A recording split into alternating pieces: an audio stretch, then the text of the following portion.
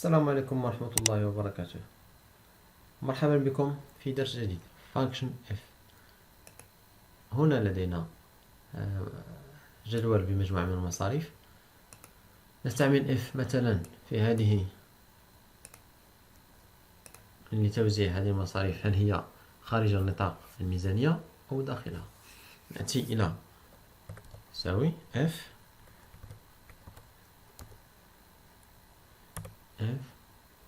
logical test C2 أكبر من B2.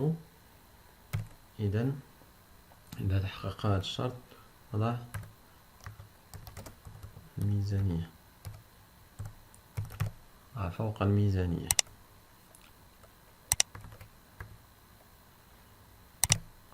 فاصلة، وإن لم يتحقق نضع ضمن الميزانية هكذا.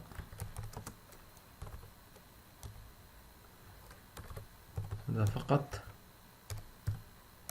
مثال لاستعمال هذه الدالة. ثم غلق القوس، نضع انتر. نعمم الدالة بسحبها نحو الأسفل هكذا ضمن الميزانية فوق الميزانية هكذا. ويمكن إضافة هنا خانية أخرى observation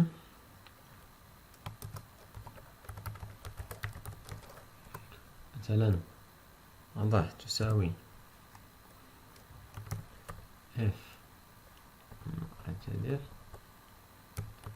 f هذه الخانية تساوي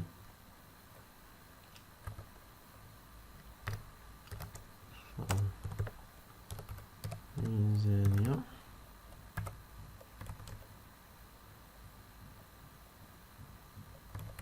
نضع كانت تساوي فوق الميزانية نضع وإن لم تكن إن كانت في النطاق نضع اوكي. ثم أغلق نضع هذه بين مزدوجتين هكذا.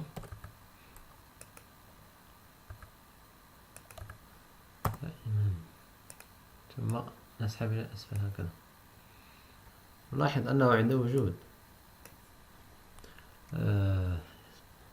فراغ في الاسم هنا فإن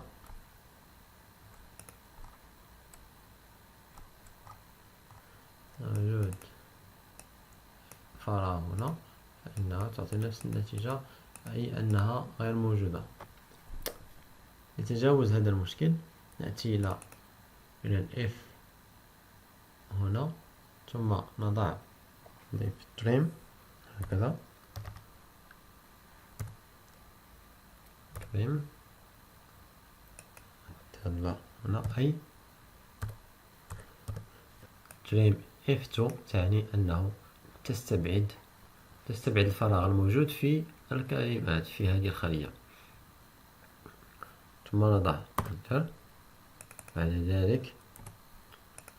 ذلك نقوم بالسحب الأسفل، يعني أنه عند وضع أي فراغ بين الكلمات فإنه لا يؤثر على النتيجة هكذا،